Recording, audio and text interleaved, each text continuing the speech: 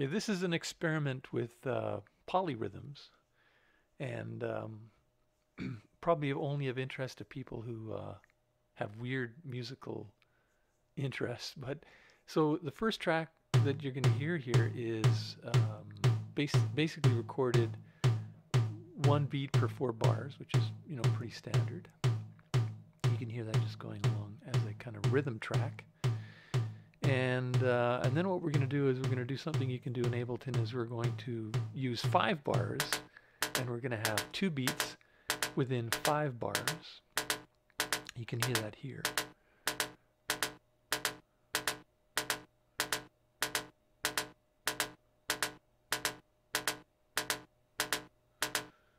And then we'll try both of those together. They don't really, doesn't really sound that impressive, kind of a disjointed rhythmic mess.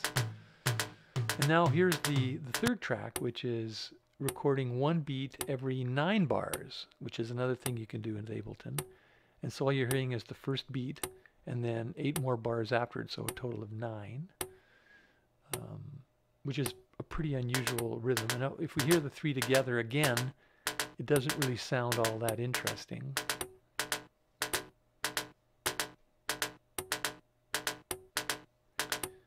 And here's one more final one. We're going to take a 3-bar mix and put 1 beat per 3, so 1 beat, 2 offbeats, 3/16 time, I guess technically you'd call it.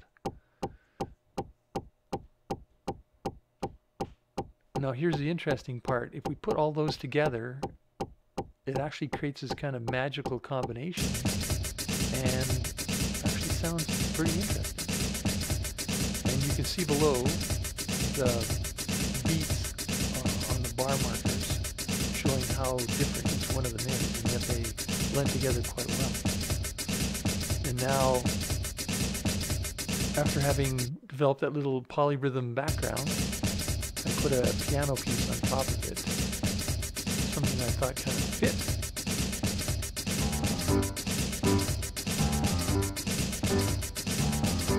And then a bit of bass.